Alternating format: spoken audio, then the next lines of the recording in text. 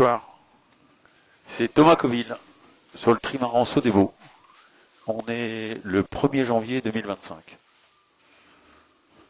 Et c'est un peu comme un pied de nez où en début d'année, tous les gens se souhaitent leurs meilleurs vœux.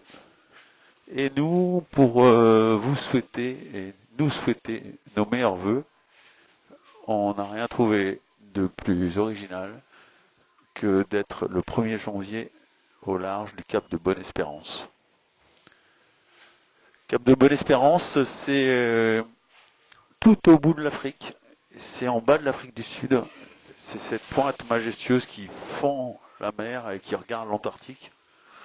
Et nous, au large, sur notre trimaran Sodebo, on passe pour rentrer, quitter l'Atlantique Sud et rentrer dans l'océan Indien. L'océan qui, pour moi, est le plus dangereux et le plus difficile. Et pour justifier cette difficulté, on a rencontré aujourd'hui au large du Cap de Bonne-Espérance ce fameux courant des aiguilles, ce courant qui descend le long de l'est de l'Afrique et qui rencontre l'eau froide de l'Antarctique et qui fait effectivement des mers difficiles. Depuis 2-3 jours, 3-4 jours même, on avait une tempête qui était juste derrière nous et aujourd'hui elle nous a rattrapés. Elle nous est passée dessus même. Et là, on joue avec cette tempête pour rentrer dans l'océan Indien. C'est un parcours difficile et long. On a un tout petit peu d'avance, qu'on a mis 11 jours, 15 heures à venir jusqu'en Afrique du Sud. Mais la suite de notre parcours s'avère jonché d'embûches, donc ça va pas être une partie de plaisir face à un temps de référence qui était absolument fantastique entre le Brésil et jusque la Nouvelle-Zélande. Et on va se battre pour contenir ou égaler au moins ce temps. On verra. On comptera ça en Nouvelle-Zélande. Je vous raconterai de nouveau ce qui nous est arrivé. Pour l'instant, on se fait bien secouer. Là, je suis sous le vent dans le siège de veille. On est à 41 nœuds. C'est Pierre le boucher qui contrôle le vol et qui gère la vitesse du bateau. Il est concentré sur à la fois les écrans, à la fois ses sensations. C'est un barreur hors pair, Pierre. C'est vraiment l'archétype même du barreur, avec beaucoup de sensations, beaucoup d'émotions, et il a toujours le geste précis. Et il est en bras de chemise, il n'a pas froid. Parce qu'il va commencer à faire froid à partir de maintenant. C'est là où on va commencer à rentrer dans les mers australes. Donc on est dans les 40e, on va rentrer dans les 50e. Et d'ici 2-3 jours, la température de l'eau va descendre à 2 degrés alors qu'elle était encore à 19 cet après-midi dans le fameux courant des aiguilles. C'est un voyage à partir de maintenant. On rentre jusqu'à présent avec les modèles numériques, avec les modèles avec lesquels on travaille, probabilistes et tout. On avait une vision et on espérait faire le temps à peu près qu'on a fait. On espérait un tout petit peu mieux, mais voilà, en jour 15 heures, c'est un très bon temps, ou c'est un temps vraiment acceptable. C'était dans nos critères. Et à partir de maintenant, il va falloir s'adapter. Et à partir de maintenant, il va falloir comme on dit, faire avec. J'aime bien le faire avec. C'est-à-dire ce fameux mot un peu galvaudé du lâcher-prise, et ben nous ici, il est réel. On va pas avoir de maîtrise, on va faire avec ce que la nature va nous offrir. Et on va faire au mieux avec ce qu'on aura.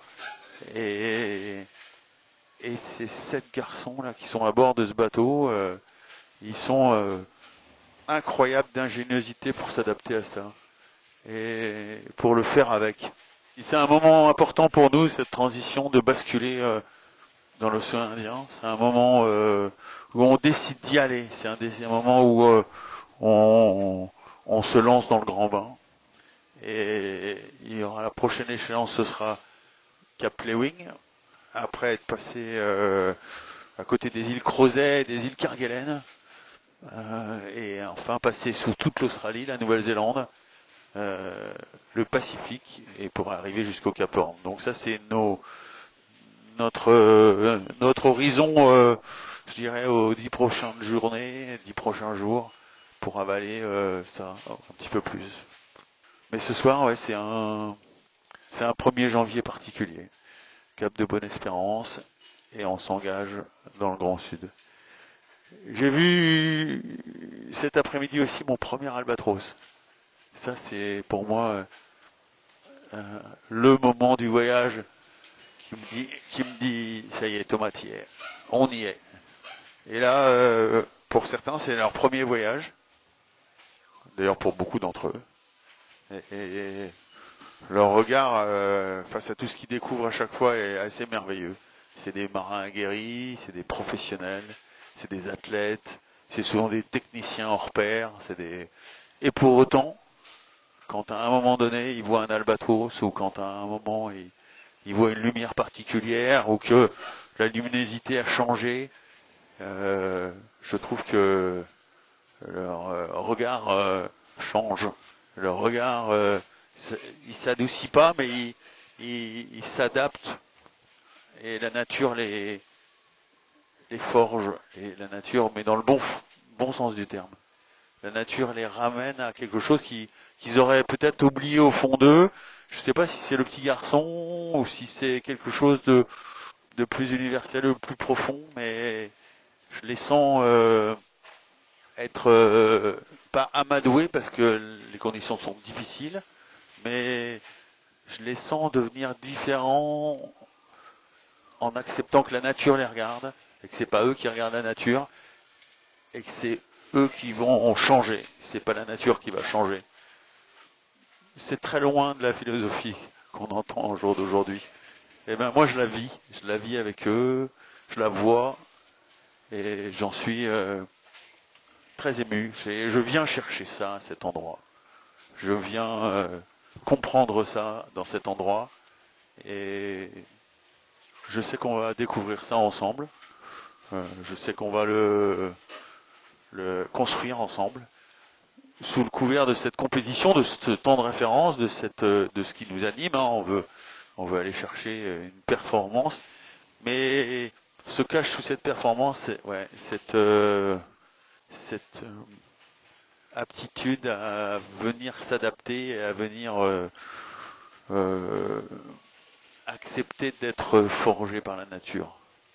La vitesse à laquelle on est là et que Pierre arrive à nous garder. Là on est un petit peu moins, on est à 35 nœuds maintenant, et c'est esthétique aussi. C'est tout ça, ça se mélange dans ma tête, ça se mélange